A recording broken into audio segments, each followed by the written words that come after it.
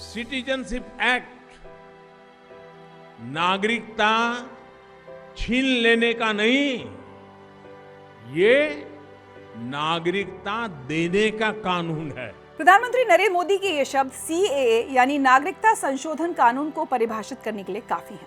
नमस्कार, मैं हूं ऋचा अमृत। सीएए के सारे नियमों को लेकर गृह मंत्रालय ने 11 मार्च 2024 को शाम 6 बजे सूचना जारी कर दी। कुछ विपक्षी दल और नेता फिर सीएए के बारे में दुष्प्रचार फैलाने के काम में लग गए हैं, जैसे कि 4 साल पहले किया था, जब 2019 में दिसंबर के महीने में राष्ट्रपति की मंजूरी के बाद सीएए को पारित किया गया था। तो आज के एपिसोड में हम आपको सीएए की वो रियल स्टोरी बता रहे हैं जो विपक्ष के दुष्प्रचार और सीएए पर बोले गए हर झूठ से पर्दा हटा देगी।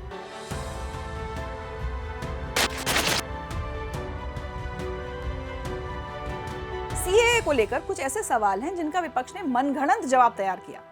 देश के एक विशेष अल्पसंख्यक समुदाय को डराने का हर संभव प्रयास किया। कभी कहा कि ये भारतीय मुसलमानों के साथ भेदभाव करता है, तो कभी ये झूठ फैलाया कि इससे मुसलमानों की नागरिकता छीन ली जाएगी या ये संविधान के अनुच्छेद 15 का उल्लंघन करता है, वगैरह वगैरह वगैरह। हम आपको 13 ऐसे सवालों के बेहद आसान भाषा में जवाब देंगे जो आपके मन में सीएए को लेकर उठे सवालों का क्रिस्टल क्लियर जवाब होंगे। सवाल नंबर 1, क्या सीएए भारतीय मुसलमानों के साथ भेदभाव करता है? बहुत ही सीधा और सटीक जवाब है, बिल्कुल भी नहीं। सीएए किसी भी तरह से भारतीय मुसलमानों या किसी भी भारतीय नागरिक के नागरिकता अधिकारों को प्रभावित नहीं करता है। सीएए नागरिकता देने के लिए है, नागरिकता छीनने के लिए नहीं।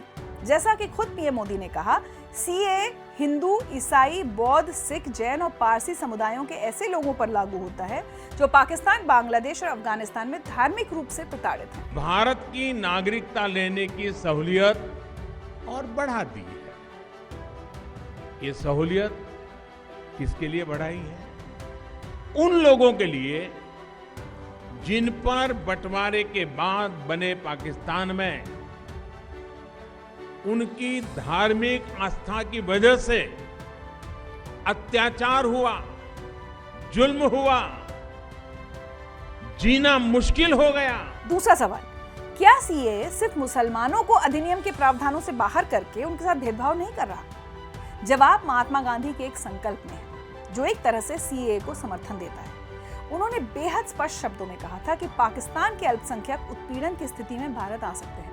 इसलिए सीएए के मौजूदा प्रावधानों के अंतर्गत पाकिस्तान, अफगानिस्तान और बांग्लादेश के मुसलमान भारत की नागरिकता के लिए आवेदन करना जारी रख सकते हैं। इस कानून ने नागरिकता के लिए आवश्यक समय को 11 साल से घटाकर 5 साल कर दिया है, जिससे उनका भारतीय नागरिकता हासिल करने का रास्ता आसान हो गया है। तीसरा सवाल है कि क्या सीएए अन्य देशों के मुसलमानों को भारतीय नागरिकता के लिए आवेदन करने से रोकता है? नहीं, ऐसा बिल्कुल नहीं है। मुसलमानों सहित कोई भी विदेशी नागरिक सीएए के नियमों और प्रावधानों का उचित पालन करते हुए भारत की नागरिकता के लिए आवेदन कर सकता है।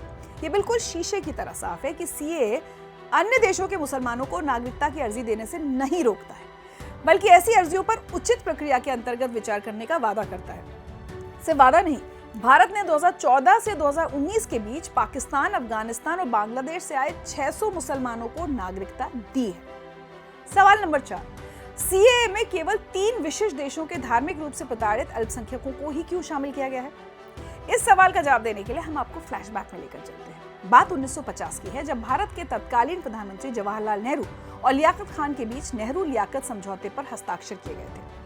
इस समझौते में पाकिस्तान और भारत दोनों सरकारों ने अपने अपने देशों में मौजूद अल्पसंख्यकों के जीवन और अधिकारों की रक्षा के लिए प्रतिबद्धता जताई थी। अब लौटते हैं 2024 में। इन 74 सालों में भारत का अल्पसंख्यक समुदाय समृद्ध हुआ है, उनकी आबादी बढ़ी है, जबकि पाकिस्तान, बांग्लादेश और अफगानिस्तान में अल्पसंख्यक समुदाय शून्य की तरफ तेजी से बढ़ रहा है। ऐसा कोई दिन नहीं बीतता जब पाकिस्तान और अफगानिस्तान में अल्पसंख्यक समुदायों के जबरन धर्म परिवर्तन, अपहरण, बलात्कार जैसी अनगिनत खबरें सुनने को न मिले। आंकड़े खुद गवाही देते हैं। आजादी के वक्त 1947 में पाकिस्तान में हिंदुओं की आबादी 24% थी, जो 2024 तक घटते घटते 1% से भी कम रह गई है। पाकिस्तान में ईसाइयों के साथ भी बहुत अधिक भेदभाव किया जाता है। क्या आप जानते हैं कि उन्हें सरकार में केवल सीवेज क्लीनर और स्वीपर के रूप में काम करने की अनुमति है? बांग्लादेश की भी बात कर लेते हैं। 1947 में बांग्लादेश में हिंदुओं की आबादी 28% थी, जो आज 7% से भी कम हो गई है।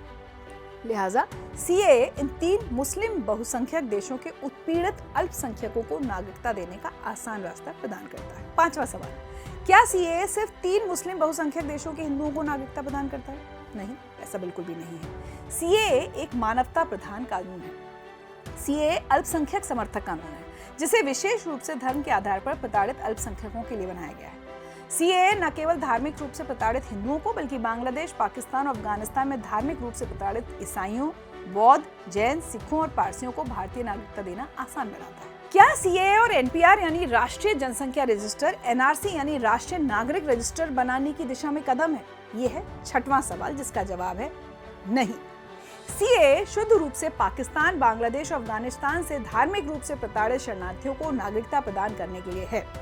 एनपीआर यानी नेशनल पॉपुलेशन रजिस्टर सिर्फ भारत की जनसंख्या का एक रजिस्टर है।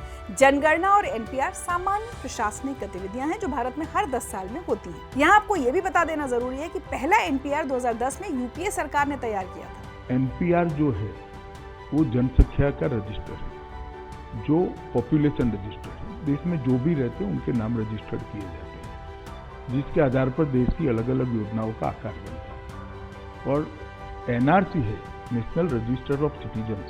इसमें से हर व्यक्ति से प्रूफ मांगे जाते हैं कि आप बताइए कि भाई आप किस आधार पर इस देश के नागरिक हो। ये दोनों प्रक्रिया का कोई लेन देन नहीं है, न दोनों प्रक्रिया का एक दूसरे के सर्वे में उपयोग हो सकता है। ये भारतीय जनता पार्टी की सरकार ने शुरू नहीं की। 2004 में यूपीए सरकार ने एक कानून बनाया जिसके तहत ये प्रक्रिया चालू थी, और 2010 में जब जनगणना हुई 2010-11 में, इसके साथ इसको किया गया। एनपीआर एक सेल्फ डिक्लेरेशन एक्सरसाइज है जिसमें किसी भी तरह का कोई सबूत प्रदान करना शामिल नहीं है।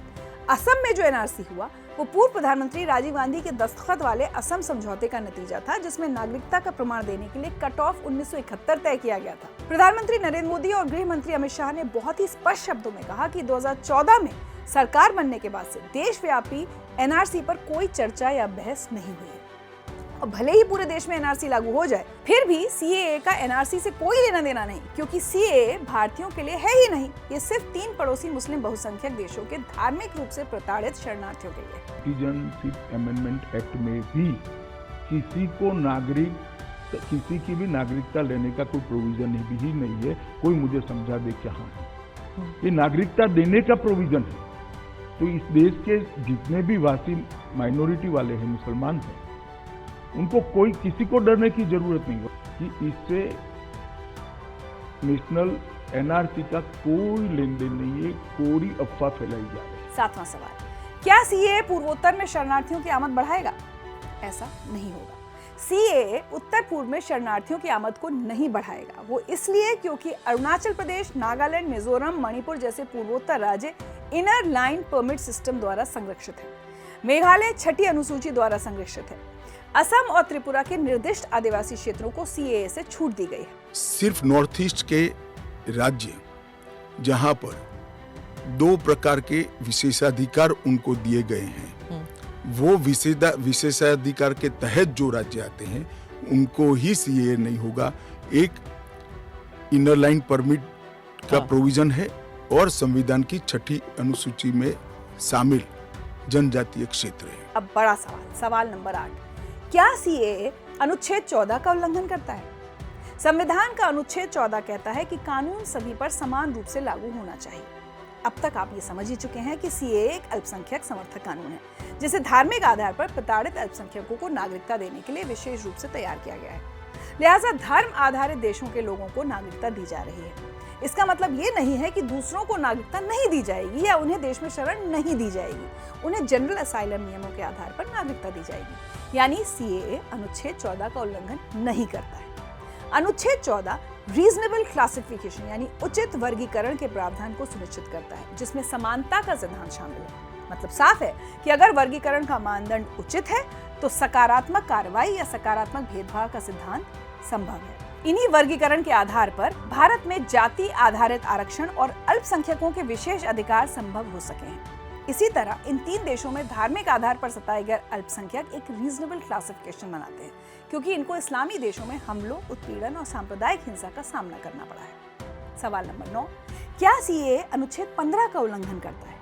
संविधान का अनुच्छेद 15 कहता है कि राज्य धर्म के आधार पर भेदभाव नहीं कर सकता। तो इसका जवाब यह है कि अनुच्छेद 15 केवल नागरिकों पर लागू होता है जो किसी शरणार्थी या प्रवासी के नागरिकता पाने के बाद ही होता है। इस प्रकार यह अनुच्छेद 15 का उल्लंघन नहीं करता। 10वां सवाल, अहमदिया, शिया, रोहिंग्या या श्रीलंकाई तमिलों को सीएए में शामिल क्यों नहीं किया गया है? जवाब है कि सांप्रदायिक संघर्ष या इंट्रा रिलीजियस यानी अंतरधार्मिक मुद्दे धार्मिक उत्पीड़न से अलग है। सीएए पड़ोसी देशों के शासन या सांप्रदायिक मुद्दों को संबोधित करने के लिए नहीं है। क्या सीएए से भारत का धर्मनिरपेक्ष स्वरूप प्रभावित नहीं होगा? यह 11वां सवाल, प्रताड़ित अल्पसंख्यकों को नागरिकता देने से भारत के धर्मनिरपेक्ष चरित्र पर कोई प्रभाव नहीं पड़ेगा। यहाँ हम आपको एक और बात बताना चाहते हैं कि अमेरिका, जो एक धर्मनिरपेक्ष देश है, उसने अपने नागरिकता अधिनियम में लॉटनबर्ग अमेंडमेंट के माध्यम से कुछ विशेष देशों के विशेष धर्मों से संबंधित शरणार्थियों को हिस्टोरिकली परसिक्यूटेड ग्रुप्स यानी सताए गए समूहों के रूप में पहचान दी है और उन्हें शरणार्थी का दर्जा देता है, वो भी बिना ये साबित किए कि उन्हें व्यक्तिगत रूप से सताया गया था। तत्कालीन सोवियत संघ के साथ साथ ईरान के यहूदियों और ईसाइयों को अमेरिका द्वारा प्रेफरेंशियल सिटीजनशिप यानी अधिमान्य नागरिकता दी गई थी। 12वां सवाल यह है कि क्या राज्य सरकारें सीएए को लागू करने से रोक सकती हैं? सीएए की अधिसूचना जारी होने के बाद पश्चिम बंगाल की ममता बनर्जी सरकार और केरल की विजयन सरकार ने ऊंचे सुर में कहा कि वो सीएए को वहां लागू नहीं होने देंगे। तो हम आपको बता दें कि उनके अधिकार क्षेत्र के बाहर है, वो सिर्फ चुनावी फायदे के लिए इस तरह के बयान दे रहे हैं, वो अपने राज्य में सीएए लागू नहीं होने देंगे। दरअसल नागरिकता संविधान की 7वीं अनुसूची में केंद्रीय सूची में निहित है और इस प्रकार संसद के विशेष विधायी क्षेत्राधिकार के अंतर्गत आती है, यानी नागरिकता से संबंधित किसी भी कानून का प्रवर्तन विशेष रूप से केंद्र सरकार के अधीन है। आवेदकों की स्क्रीनिंग और मंजूरी के लिए 2 समितियां बनाई गई हैं, एक डिस्ट्रिक्ट लेवल कमेटी और दूसरी स्टेट लेवल एम्पावर्ड कमेटी। इन दोनों कमेटियों से राज्य सरकारों का एक प्रतिनिधि आमंत्रित किया जाता है और ये प्रतिनिधि किसी भी तरह समिति के कामकाज में कोई भी बाधा या रुकावट नहीं डाल सकते हैं। एम्पावर्ड कमेटी में खुफिया ब्यूरो के अधिकारी भी शामिल होते हैं। इन अधिकारियों के पास भारतीय नागरिकता के लिए आवेदन करने वालों की सभी तरह की जांच करने का अधिकार होता है, जिससे राज्यों की पुलिस की मंजूरी की आवश्यकता भी समाप्त हो जाती है, यानी राज्यों को हर हाल में सीएए को लागू करना ही होगा। आखिरी और 13वां सवाल, सीएए में 31 दिसंबर 2014 की कट ऑफ डेट क्यों है?